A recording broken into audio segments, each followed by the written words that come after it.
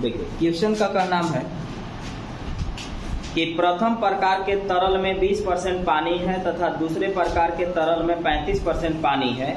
एक गिलास को 10 भाग प्रथम प्रकार का तरल तथा 4 भाग दूसरे प्रकार के तरल को लेकर भरा जाता है, तो गिलास में भरे गए नए प्रकार के पानी का परसेंटेज बताइए। यानी इसका कहना है कि हमारे पास दो टाइप के गिलास हैं, हमारे पास दो टाइप के गिलास हैं और दोनों टाइप के गिलास में पानी है। एक गिलास में 10 लीटर पानी है, बाल्टी भी मान सकते हैं, कोई दिक्कत नहीं है। पानी नहीं है, लिक्विड फॉर्म है जिसमें आपका पानी 20% है। तो देखिए दो टाइप का जब गिलास है, एक गिलास में आपका 10 लीटर पानी है, दूसरे गिलास में 4 लीटर पानी है। तो अगर पहला गिलास में 10 लीटर है या 10 बाल्टी मान सकते हैं, कोई दिक्कत नहीं है, दूसरे गिलास में 4 पूरा है। इसमें क्या कहता है ना कि इसमें सिर्फ 20% पानी है, इसमें सिर्फ 10% पानी है, नहीं 20% और 35%। इसमें 20% पानी है, इसमें 35% पानी है। अब अगर इनको पानी को तीसरे गिलास में डालेंगे तो उस गिलास में जब पानी जाएगा तो कितना होगा, तो बताइए। तो अगर मान के चलते हैं कि 2 लीटर पानी अगर इसमें होगा, ऐसे ही बता रहा हूं, इसमें अगर 2 लीटर होगा, इसमें भी अगर 2 लीटर होगा, तो इन दोनों पानी को जब तीसरा गिलास में डालेंगे तो 2 और 2 4 लीटर बन जाएगा, यानी जुटेगा ही। तो इसका मतलब हुआ कि पहले आप ये देख लीजिएगा ना कि इन लोग पानी होगा कितना, कुल पानी कितना होगा ये देखिए। तो देखिए 10 लीटर में 20% का मतलब 20/100, 10% का मतलब 10/100। इसमें पानी इतना है, प्लस कि 4 लीटर पूरा है, 4 लीटर में 35% इसका पानी है। सही है ना, 35 है ना पानी। अब हमें देखना ये है कि टोटल कितना है। 20 से 5 बार में, 5 से 2 बार में, 35 चौका 140, 140 में 100 से भाग देंगे तो 1.4। ठीक है, इसका मतलब 1.4 लीटर यहाँ पानी था, 2 लीटर यहाँ पानी था। जब इनको हम जोड़ेंगे तो कितना पानी आ जाएगा, 3.4 लीटर पानी आ जाएगा। अब 3.4 लीटर जो पानी है वो तीसरा गिलास में इनके जैसा परसेंटेज बताइए। जैसे देखिए एक गिलास में आप बोल रहे हैं ना कि पानी 20% है, दूसरा गिलास में पानी 35% आप बोल रहे हैं, तो जब आप तीसरा गिलास में डालिएगा तो क्या % बनेगा ये पूछा जा रहा है। तो पहले तो ये देखेंगे कि पानी कितना होगा। तो 10 लीटर में 20% पानी यानी 2 लीटर, 4 लीटर में 35% पानी यानी 1.4 लीटर। जब इन दोनों को मिलाएंगे तो 3.4 लीटर केवल पानी बनेगा। और पानी जब बनेगा तो टोटल कितना गिलास में सब कुछ गया है, तो यहाँ से 10 लीटर गया था और एक में से 4 लीटर गया था, तो वहाँ 14 लीटर ना पूरा हो गया है। 14 लीटर में इतना पानी है, इसी को परसेंटेज बताना है। तो परसेंटेज निकाल लीजिए। पानी कितना है 3.4, कितना में 14 में, और परसेंट में चेंज करने के लिए 100 से गुना। एक अंक के बाद पॉइंट है, नीचे में 1 0, खत्म। पूरा नहीं कटेगा ना, 7 बार में, 5 बार में। ऑप्शन नजदीक है या पॉइंट में, पूर्णांक में ही है ना। चलिए ठीक है, तो आपके जब ऑप्शन में है तो इसको गुना करेंगे तो 5 चौका 20, 5 दिया 15 और 2 17 बटा में 7, ये आपका आ जाएगा 24.2/7%। अब इसमें पानी होगा। एक बार फिर से समझ लीजिए, हमारे पास दो टाइप के गिलास हैं। पहले टाइप में 20% पानी, दूसरे टाइप में 35% पानी। दोनों गिलास को तीसरा गिलास में डालेंगे तो पहले ये देखेंगे कि दोनों गिलास से पानी कितना गया। तो एक से 2 लीटर था, एक से 1.4 लीटर था, यानी दोनों गिलास मिल करके बना 3.4 लीटर पानी। तो टोटल कितना बना, तो यहाँ से 10 लीटर था, यहाँ से 4 लीटर, सब ना गया होगा तीसरा गिलास में, तो पूरा हो गया कितना 14 लीटर। तो 14 लीटर अगर पूरा है तो एक में पानी का परसेंटेज बताना है। तो परसेंट निकालने के लिए पानी कितना है 3.4, कितना में 14 में, परसेंट में चेंज करने के लिए 100 से गुना, 24.2/7% उसमें पानी होगा।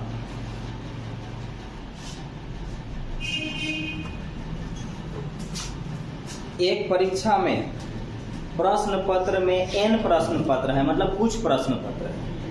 एक विद्यार्थी ने से 20 प्रश्नों में से 15 प्रश्न का और शेष प्रश्नों में से 1/3 प्रश्नों का सही उत्तर दिया। सभी प्रश्नों के अंक समान हैं।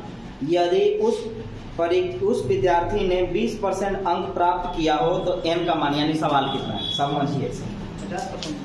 हाँ, अगर जैसे मान लीजिए कि हम मानते हैं कि क्वेश्चन 100 है, इसका बनाने का तरीका समझिएगा। 100 सवाल है, 100 सवाल में उसने पहले 20 गो उठाया, 20 गो में वो 15 गो सही बना पाया। उठा तो 20 लिया, अब दोबारा थोड़ी ना 5 गो बनाने जाएगा। ऊपर 100 सवाल था, समझने के लिए बता रहे हैं, क्योंकि वहां पर x मानना पड़ेगा, n मानना पड़ेगा। तो ऐसे मानिए कि सवाल पूरा कितना था, 100 में उसने 20 गो टच किया और 20 गो में 15 गो सही कर लिया। 20 गो तो पूरा उठा लिया, बचा है वो 80 गो। कितना बचा, 80 गो सवाल। 80 गो जो सवाल होगा वो 80 गो हम कहाँ से लाएंगे, तो हम 100 में से 20 घटाएं, तो उस जगह पर n में से 20 निकालेंगे, क्योंकि अभी तो 100 मालूम है, डायरेक्ट लिख दे रहे हैं 80।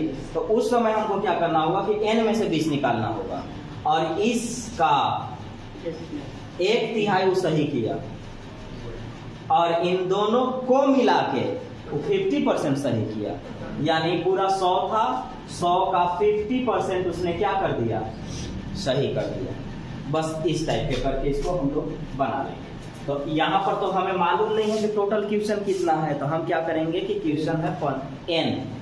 शुरुआत में जब वो बनाने चला ना, तो 20 गो उठाया और 20 गो में 15 गो सही कर लिया। तो बचा सवाल कितना था, पूरा सवाल n था, n में से 20 गो बनाया जा चुका है।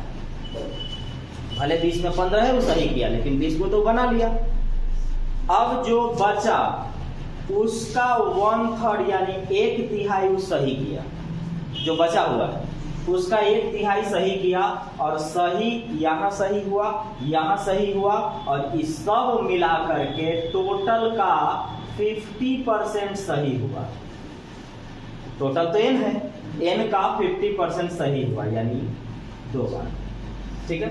अब अगर आप एलसीएम लेंगे तो ये आएगा एलसीएम कितना, 3, 15 दिया 45 प्लस एकरे में है, इसीलिए जो है वही लिखा है, n-20 बराबर 1/2। क्रॉस मल्टीप्लाई कर दीजिए, तिरछा तिरछी गुना, तो 2 से 45 गुना 90 प्लस 2n माइनस 20 गुना के 40, और ये 3 एकम 3।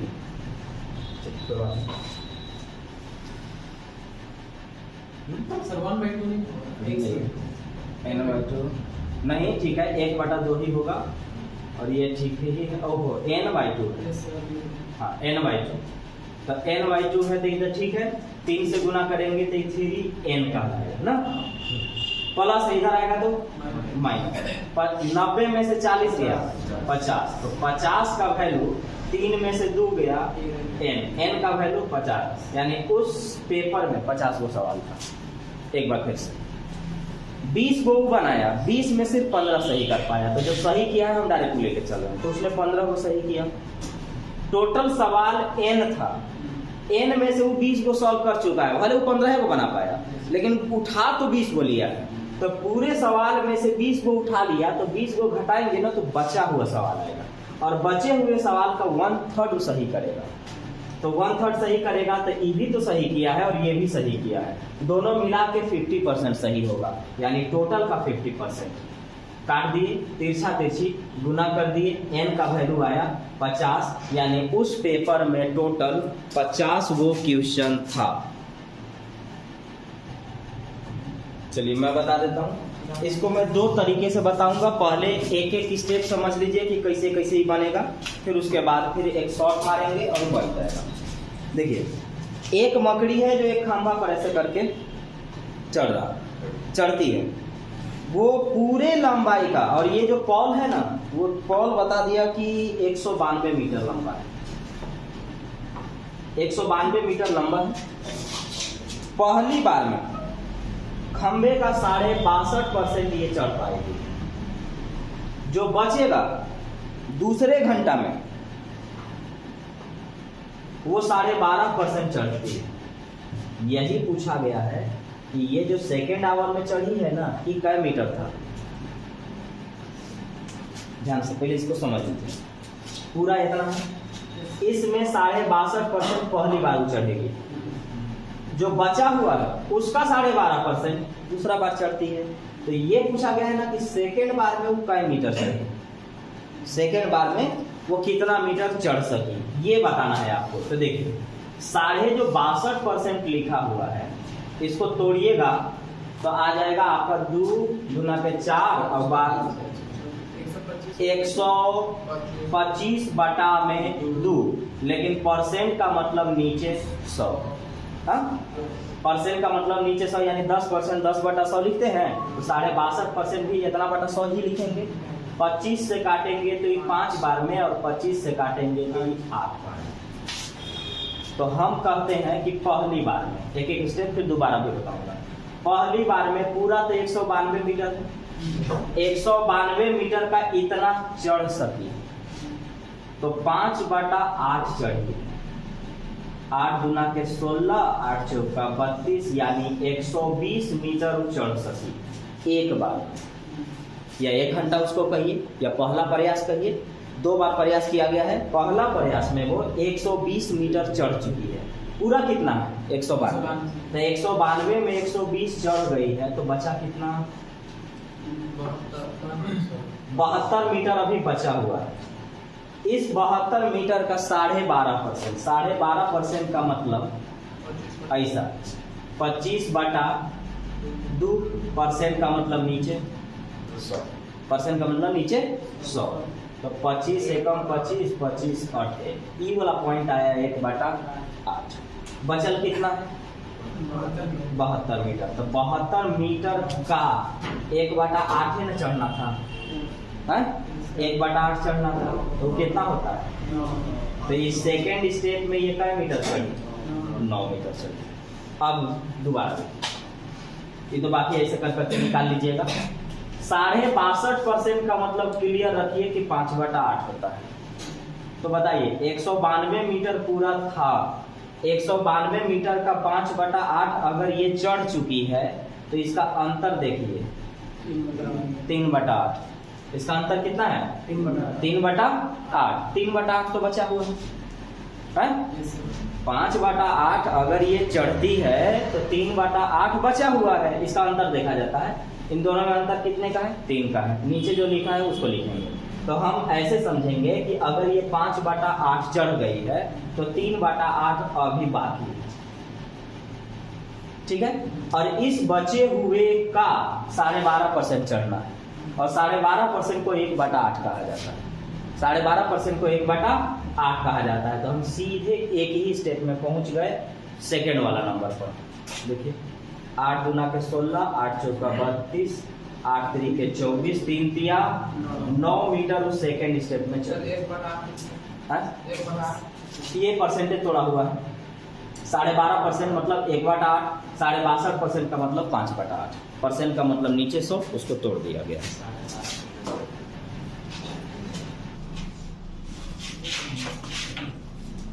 किसी एक वित्तीय वर्ष में अफनान को कुल 6400 रुपए आयकर के रूप में भुगतान करना पड़ा। आयकर की अदायगी कुल वार्षिक आय के 8% वार्षिक दर से की गई थी। आलोच्य वर्ष में अफनान की कुल आय कितनी थी। इसका लैंग्वेज छोड़िए, अब मैं आपको बताता हूँ।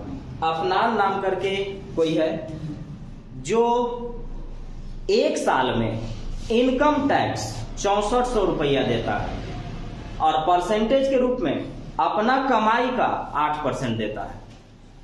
अगर कोई आदमी है, जैसे मैं अपने बारे में बता रहा हूं, मैं बोलूंगा कि मैं पूरे इनकम का 8% टैक्स देता हूं। मैं पूरे इनकम का कितना परसेंट टैक्स देता हूं 8%, और मैं फिर बोल रहा हूं ना कि ये मैं दे रहा हूं 6400, तो आप कह सकते हैं कि इसका मतलब हुआ कि 8% का वैल्यू 6400 है, तो 1% का वैल्यू 800 है, 100% का वैल्यू 80,000, मतलब मेरा कमाई 80,000 हो गया। तो फिर से इसको देख लीजिए, मैंने बोला कि मैं 8% टैक्स देता हूं, लेकिन रुपया में मुझे 6400 रुपया देना पड़ता है, 6400 रुपया देना पड़ता है। तो 8% का वैल्यू अगर 6400 है तो 1% का वैल्यू 800 होगा, तो 100% का जो वैल्यू होगा वो 800 पर 2 जीरो और चलेगा, और 100% का मतलब कुल इनकम होता है, यानी इसका टोटल इनकम 80,000 है। अगर मैं वो लैंग्वेज आप समझ लीजिएगा, एग्जाम में वही लैंग्वेज का प्रयोग करेगा जो आपको दिया गया है। आपको मैं अलग से समझा रहा हूँ कि ऐसा कुछ कहना चाह रहा है। बोलता है कि मैं 1 साल में 8% टैक्स देता हूँ और रुपया में 6400 देता हूँ, तो इसका मतलब हुआ कि 8% का वैल्यू 6400, 1% का वैल्यू 800, 100% का वैल्यू 80,000। 100% का मतलब टोटल इनकम, यानी उसका पूरा इनकम 80,000 है।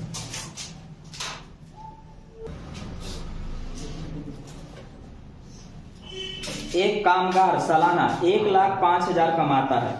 यदि उसे 60,000 के ऊपर की आय पर आय के 20% के अतिरिक्त 1,000 रुपया अदा करना पड़े तो उसे कुल कर कितना अदा करना पड़ेगा, या कर मतलब टैक्स। ये कहना चाहता है कि मैं 1 साल में 1,05,000 कमाता हूं, मैं 1 साल में 1,05,000 कमाता हूं, लेकिन जो टैक्स देते हैं ना उस 60,000 से ऊपर पर देना है, मतलब 60,000 पर नहीं लगेगा। ऐसे जो सवाल बनेंगे कि इतना पर टैक्स नहीं लगता है, उसको घटा दिया जाता है। मैं 1,05,000 कमाता हूं, 60,000 पर मुझे टैक्स नहीं देना है, तो टैक्स कितना पर देना पड़ेगा? 45,000 पर, क्योंकि पूरा इनकम कितना है? 1,05,000। 60,000 पर टैक्स नहीं लगेगा, तो 60,000 पर अगर टैक्स नहीं लगेगा तो 45,000 पर टैक्स लगेगा, और 45,000 पर अगर टैक्स लगेगा, ये लिख लीजिएगा आप समझने के लिए कि 1,05,000 है, इसमें से 60,000 पर टैक्स हमको नहीं लगने वाला है। तो 60,000 पर टैक्स अगर नहीं लगने वाला है तो 45,000 पर टैक्स तो हमको लग जाएगा, और टैक्स जो लगेगा ना वो 20% है। टैक्स जो है हमारा वो 20% है। तो 20% कितना होता है ये देखिएगा, तो 45,000 का 20%, 20% माने 20/100, 10% मतलब 10/100।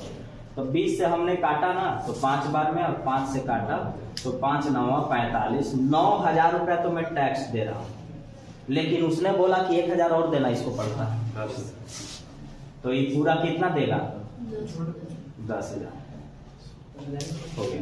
अब एक बार फिर से समझिए, 1,05,000 कमाई है, 1,05,000 में 60,000 पर टैक्स नहीं, तो 60,000 पर टैक्स नहीं है तो घटाएंगे तो 45,000 आएगा, और 45,000 पर हमको टैक्स देना होगा, और 45,000 पर अगर मैं टैक्स दूंगा तो टैक्स से हमको 20%, तो 45,000 का 20% होता है 9,000। 9,000 रुपया हमको टैक्स देना पड़ रहा है।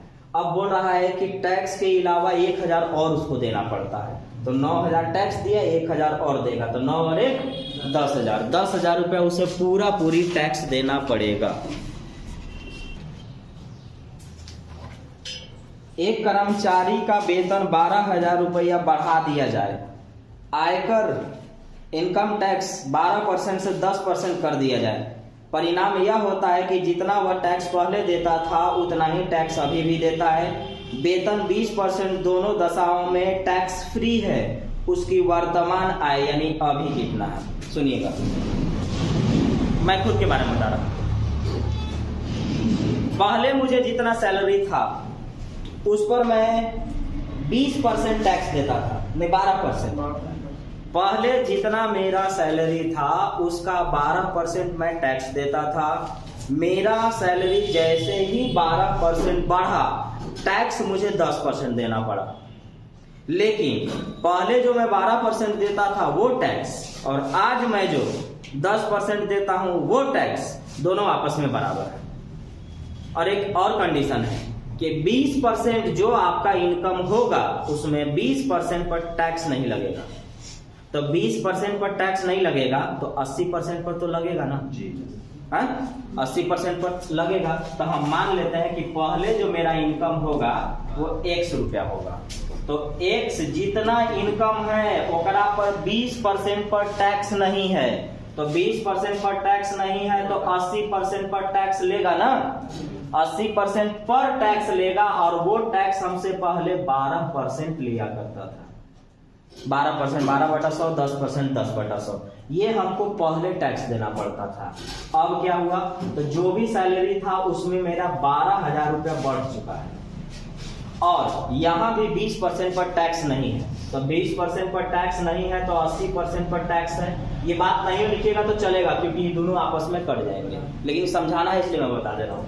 तो अभी जो पहले मेरा सैलरी था उसमें 12,000 बढ़ा, अभी भी वही बात लागू है, 20% पर टैक्स नहीं है तो 80% पर टैक्स होगा, लेकिन अब जो इनकम है उसका 10% हमको टैक्स देना पड़ता है। और ये जो टैक्स है ईबी टैक्स है और ईबी टैक्स है, और ये दोनों टैक्स आपस में बराबर होंगे। तो ये पूरा खत्म, ठीक है। 00 यहां से खत्म, 2 से 5 बार में, 2 से 6 बार में, ये जाएगा 6x, ये 5 से ही दोनों में, तो ये आएगा आपका 5x प्लस 12 बचे 7, प्लस इधर जाएगा तो माइनस, तो 6 में से 5 गया। x का वैल्यू 60,000। x क्या है, पहले इनकम मेरा 60,000 था। पहले इनकम क्या था मेरा 60,000, वर्तमान पूछ रहा है अभी, तो अभी मेरा इनकम 12,000 बढ़ चुका है। तो 12,000 अगर बढ़ चुका है तो 12,000 अगर मैं और जोड़ दूंगा तो मेरा अभी का इनकम कितना हजार हो जाएगा, 72,000 हो जाएगा। एक बार फिर से सुनिए, पहले मेरा इनकम x था, x में 20% पर टैक्स नहीं तो 80% पर टैक्स। जो भी मेरे पास इनकम आया उसका 12% पर टैक्स लगता था। अब मेरा इनकम 12,000 बढ़ चुका है, 20% पर अभी भी टैक्स नहीं लगेगा तो 80% पर लगेगा। जो भी मेरा सैलरी है उस पर अब 10% टैक्स लगेगा, और ये भी टैक्स है और ये भी टैक्स है, और दोनों टैक्स आपस में बराबर होंगे। काटे, x का वैल्यू मल्टीप्लाई किए, यहाँ x का वैल्यू आ गया 60,000, यानी पहले मेरा इनकम 60,000 था, 12,000 बढ़ चुका है, तो अब कितना है 72,000, 72,000 अब मेरा इनकम है।